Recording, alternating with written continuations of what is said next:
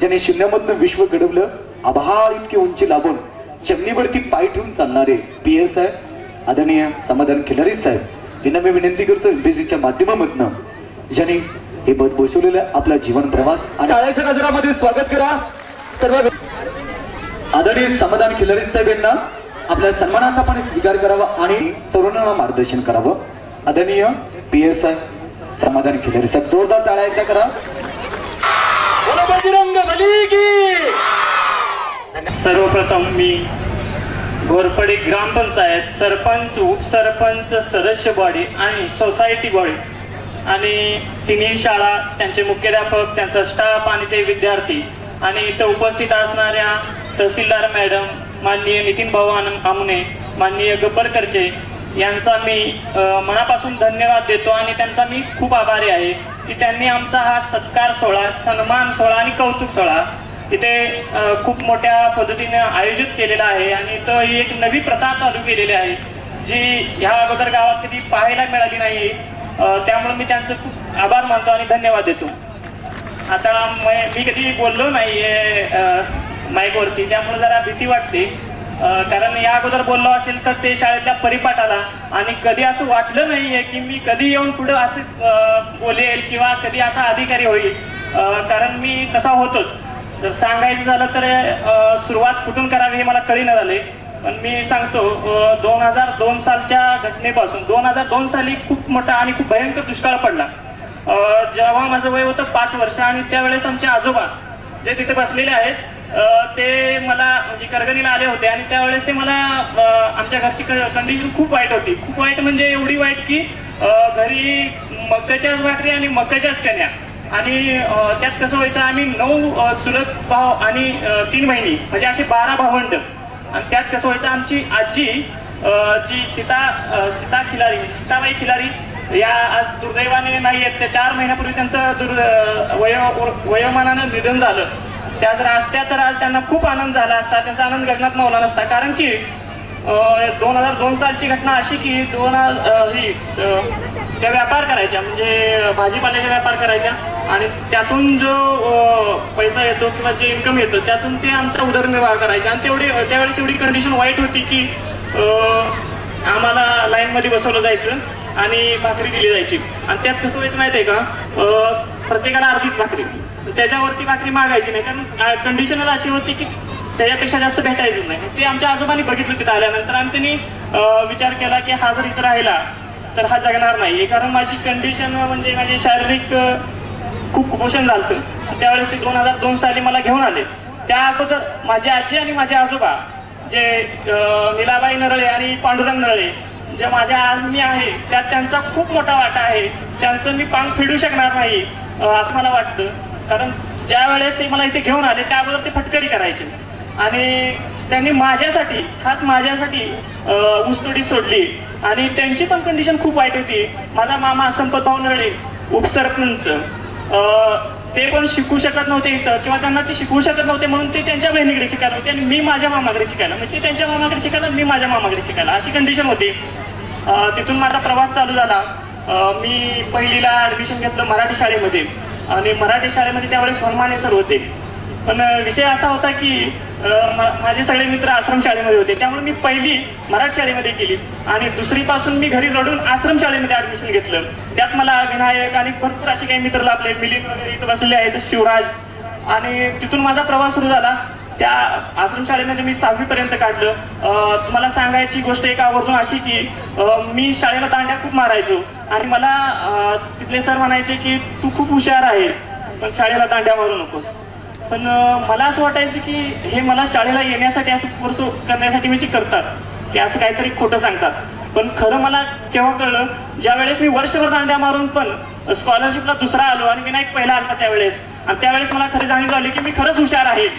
आणि त्यानंतर मला तिथल्या स्टाफनी कोळेकर सर सरगर मॅडम आणि खैरावकर सर गायकवाड सर असे होते त्यांनी मला विनंती केली की तू इथंच शिक 7वी पर्यंत.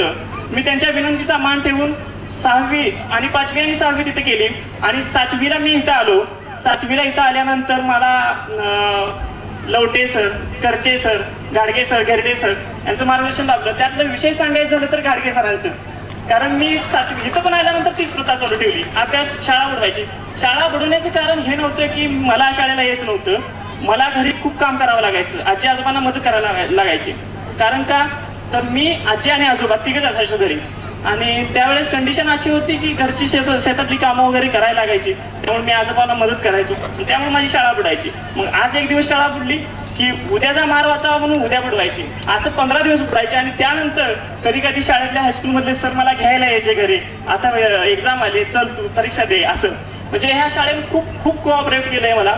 आणि तुम्हाला सांगतो एक किस्सा, 9वी पर्यंत मी असं रडत काढलं, तोपर्यंत मला कधी असं जाणीव झालं नाही की मी हुशार आहे, मी काहीतरी जाऊन करू शकेल. पण 10वीत ज्या वेळेस मी पहिल्या दिवशी शाळेत गेलो, त्या दिवशी पण मी एक आठवडा शाळा बुडवून पहिल्या दिवशी गेलो. म्हणजे स्टार्ट झाल्यानंतर एक आठवडा शाळा बुडवून पहिल्या दिवशी गेलो. आणि पहिल्या दिवशीच घाडगे सर आमचे वर्ग शिक्षक, त्यांनी मला उभा केलं, उठून उभा राहा म्हणते. मी म्हटलं सर, ते म्हणते तुला 10वीत कुणी घेतलं म्हणते. मी म्हटलं सर मी 9वी पास झालोय, तुझ्या निकाल आहे का? मी सर म्हटलं बघितला नाही निकाल म्हटलं. त्यावेळेस सर म्हटले मला, यावेळेस माझ्या हातात बॉल आहे, तुझ्या हातात बॅट आहे, आणि ह्या वेळेस जर तू शाळा बुडवली तर तुझं क्लीन बोल्ड कसं करायचं हे माझ्या हातात आहे. आणि सर मी खरं सांगतो मॅडम, मी त्या दिवसापासून 10वीच्या शेवटच्या पेपरपर्यंत एक दिवस ही शाळा बुडवली नाही. आणि खूप अभ्यास केला, एवढा अभ्यास केला की अभ्यासासाठी मी सहलीला पण गेलो नाही, रात्रभर अभ्यास केला. कधी कधी असे किस्से घडायचे की मी रात्री 2 वाजेपर्यंत अभ्यास करत बसायचो. कधी कधी रविवारची आमची स्टडी नसायची, त्यामुळे मी घरी अभ्यास करायचो. आणि आजी मला उठायची 2 वाजता आणि मला झोपवायची, म्हणायची सकाळ व्हायची वेळ झालेली आहे आणि झोप, म्हणजे असं. आणि त्यात शाळेचे पण भरपूर उपक्रम होते, ज्या स्टडी वगैरे चालू होत्या, आता सध्या चालू नाहीये, त्याची खंत वाटते. त्यावेळेस त्या स्टडीचा खूप फायदा झाला. आणि एवढा अभ्यास केला की मला 90% मार्क पडले 10वीला. आणि त्यानंतर मी विज्ञान शाखेत सांगलीला ऍडमिशन घेतलं, सांगली हायस्कूलमध्ये. 11वीला मी लय हुशार आहे असा गर्व झाला. आणि 11वी झाल्यानंतर मला कळलं की खरंच कष्ट केल्याशिवाय काही नाही, कारण मला 11वीला 90%वर 51%वर मी आलो परत. आणि परत मी 12वीत पिकअप घेतला आणि 12वीला परत खूप अभ्यास केला आणि 12वीला मला 81% पडले. आणि घरची परिस्थिती खूप वाईट असल्यामुळं, अजून पण वाईटच आहे, अशी काही सुधारली असं म्हणता येत नाहीये. 81% मला 12वी विज्ञान शाखेला असताना सुद्धा मला 8ला ऍडमिशन घ्यावं लागलं, कारण घरचे शिकवू शकत नव्हते. जे इंजिनिअरिंग वगैरे माध्यम आहे त्या माध्यमातून मला शिकवू शकत नव्हते, कारण त्याला खूप डोनेशन लागतं वगैरे असं काहीतरी होतं. मग मी कला शाखेत प्रवेश घेतला आणि तिथं मी ठरवलं की आता आपण MPSC करायची आणि अधिकारी व्हायचे. म्हणजे हे आधीपासूनच कधीतरी मी विश्वास नांगरे पाटलांचं भाषण ऐकलं होतं 8वी 9वीत असताना, पण तेव्हापासूनच वाटायचं की आपण असं कधीतरी व्हावं. पण ज्या वेळेस मी पदवीचा MPSCचा अभ्यास चालू केला, खरा संघर्ष माझा तिथून सुरू झाला बरं का. कारण मला आतापर्यंतचा अभ्यास हा थोडा करायचो, म्हणजे शेवटच्या 2-3 महिन्यात एक्झाम आली की खूप वाढायचो आणि असा अभ्यास करायचो. पण ज्यावेळेस MPSC चालू केली त्यावेळेस पहिली ग्रॅज्युएशनची 3 वर्ष गेली जी कळली नाहीत मला. 2018 साली माझं ग्रॅज्युएशन झालं, त्यानंतर आज 6 वर्ष झाली ग्रॅज्युएशन नंतर. 2019ला मी पहिला अटेम्प्ट दिला PSIचा. आणि विशेष म्हणजे मॅडम मला त्यावेळेस त्याचं एवढं वाईट वाटलं नाहीये, कारण का मी मेन्स 2 मार्कात घेतलो, 114चा कटअप लागलेला, 112 मार्क पडले होते. पण त्यावेळेस मला खूप वाईट वाटलं नाही असं काही. पण ज्यावेळेस लॉकडाऊन पडलं आणि 2020 आलं, त्यावेळेस त्याचा परिणाम खूप भोगावा लागला परत जाऊन त्या 2 मार्काचे. मार्च 2020ला लॉकडाऊन पडल्यामुळे माझं तब्बल 21 महिने गॅप पडला. त्या पिरियडमध्ये मी इथंच होतो मामाच्या गावी. आणि त्यानंतर मी 2022 मध्ये, म्हणजे 2022च्या स्टार्टिंगला मी चालू केला परत अभ्यास. मी PSIचा दुसरा अटेम्प्ट दिला 2022च्या जुलैमध्ये, म्हणजे जाहिरात जुलैला आली आणि त्याच अटेम्प्टमध्ये माझं सिलेक्शन आहे बरं का. माझा आता त्या जाहिरातीचा प्रवास आहे का.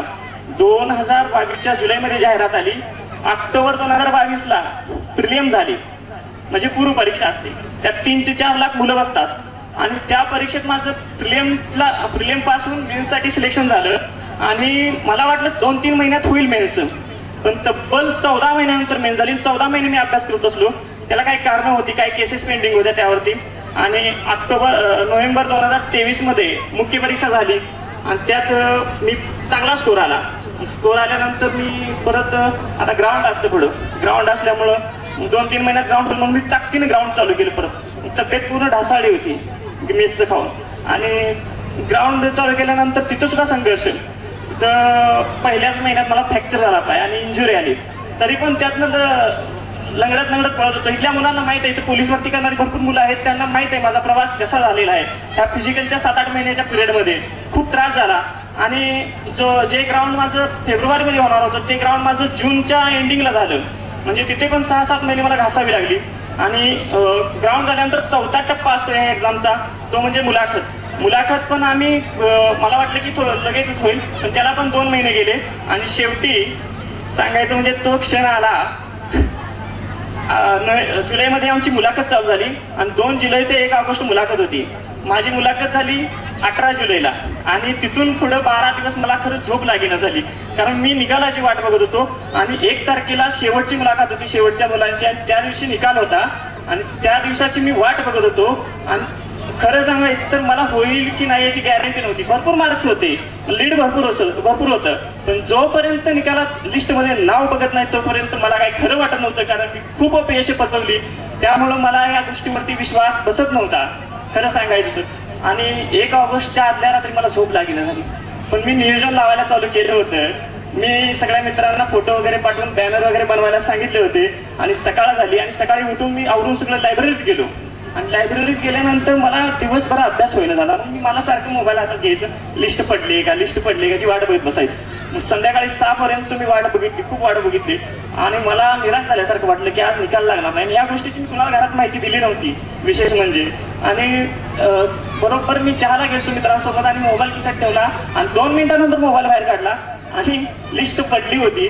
आणि तुम्हाला सांगायचं तर मी पहिल्यांदा माझं नाव खिलारी सर्च केलं, 3 वेळा नाव सर्च केलं, 3 वेळा चुकलं. आणि खरंच हात एवढं थरथर कापायला लगेच चुका व्हायला लागल्या माझ्या. आणि 4थ्यांदा ज्यावेळेस मी नाव सर्च केलं आणि माझं बरोबर स्पेलिंग टाकलं त्यावेळेस माझं पहिलेच नाव आलं तिथं. आणि एवढा आनंद झाला की मला विश्वास बसणं झाला की माझं पण सिलेक्शन होऊ शकतं आणि मी पण अधिकारी होऊ शकतो. आणि तुम्ही सांगायचं म्हणजे मी पहिला फोन माझ्या आईला केला. मी ठरवलंच होतं पहिला फोन आईला करायचं. आणि त्यावेळेस फोन केल्यानंतर मला खूप वाईट वाटलं, कारण माझी आई माळव विकायला गेली बाजारात. तिचा संघर्ष खूप मोठा आहे, तुम्ही शब्दात सांगू शकत नाही. ती बाजारात माळव विकायला गेली. मग मी परत 1 मिनिट फोन कट केला आणि परत मी वडिलांना फोन केला. वडिलांनाही बातमी दिली, भावाला फोन केला. ज्या माझ्या यशात आहे तो माझ्या भावाचं खूप मोठं योगदान आहे. त्या दिवशी सुद्धा, ज्या दिवशी निकाल लागत होता त्या दिवशी सुद्धा तो हमाली करत होता. म्हणजे तो हमाली करत असताना मी त्याला फोन केला, त्याचं काम चालू होतं. नंतर मग 4-5 मिनिटानंतर सगळ्यांना, मामांना वगैरे फोन केला, बहिणीला फोन केला, आशाबाई तिला पण फोन केला. आणि सगळ्यांना 5 मिनिटानंतर सगळ्यांचं फोन यायला चालू झालं. आता विशेष सांगायचं म्हणजे मला कोणाला वाईट बोलायचं नाहीये किंवा कुणाला काय असं म्हणायचं नाहीये, पण कधी आपल्याला कोण बोललं पण नाही किंवा कधी कुणी आपल्याला किंमती दिली नाही अशा लोकांचं पण फोन यायला लागलं आणि त्याचं मला खूप भारी वाटायला लागलं.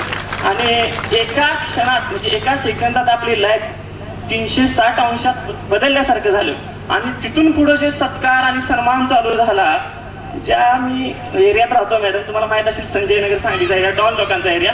आणि त्या दिवशी निकाल लागल्यानंतर मला सगळी मुलं म्हटली की आपण जायचं तिथं दंगा करायचा.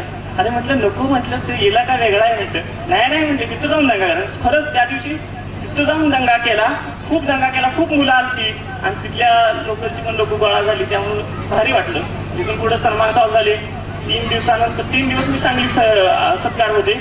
आणि ज्या दिवशी मी गावाला आलो म्हणजे परवा गावी आलो, गावी एक मिरवणूक होती. आणि जसं मी गाडीतून उतरलो तसं आई माझ्या गळ्यात पडून रडायला लागली, मामा गळ्यात पडून रडायला लागली. मला काय रडू येणं झालं. मला खूप जण म्हटले की तू का रडला नाहीस. मला MPSCनं 7-8 वर्षात एवढं कठोर केलंय की माझ्या डोळ्यातून अश्रू आले नाही. आणि मला त्यावेळेस एवढं भारी वाटलं की माझा मामा रडला माझ्यासाठी. आणि त्यांचं स्वप्न मी पूर्ण केलं. त्यांनी खूप दिवसापूर्वी पाहिलेलं स्वप्न होतं, जे मी पण पाहिलं होतं खूप दिवसापूर्वी, की PSI व्हावं आणि PSIच व्हावं असं मला वाटत होतं. त्यामुळे मी झालो, याचा मला आनंद आहे. आज जो तुम्ही माझा सत्कार कौतुक सन्मान केला त्याबद्दल मी तुमच्या सर्वांचा आभारी आहे. आणि मी आवर्जून एक ग्रामपंचायतसाठी विनंती करतो. कालच मला एक पोलीस भरती करणाऱ्या मुलांचा संध्याकाळी फोन आलता की इथं गावात मुलांना लायब्ररी नाही, मुलं इथं ग्राउंड करतात आणि सकाळी वाहनाने तिथं नागजला लायब्ररीला जातात. माझी विनंती आहे ग्रामपंचायतला की त्यांच्यासाठी लायब्ररीची सोय करा. वाटलं तर तुमच्या वैयक्तिक फंडातून करा, कशीही करा, पण लायब्ररीची सोय करा. गावात खूप मुलं स्टडी करत आहेत आणि त्यांची परिस्थिती नसल्यामुळे त्यांना बाहेर शिकता येत नाहीये. त्यामुळे तुम्ही लायब्ररीची सोय करा एवढी विनंती करतो आणि मी माझे 2 शब्द संपवतो आणि तुम्हाला धन्यवाद देतो. धन्यवाद समाधान सर. अनेक वाटेकरी असतात, आपण अपयशाचा पार्टनर कोण नसतो, पण साहेब एकदा उंच पदावरती गेल्यानंतर निर्मळ गंगेसारखं राहावं लागतं, सर्वांना समाविष्ट करून घ्यावं लागतं. संघर्ष हा जीवनाला आणि व्यक्तिमत्वाला एका वेगळ्या उंचीवरती नेतो.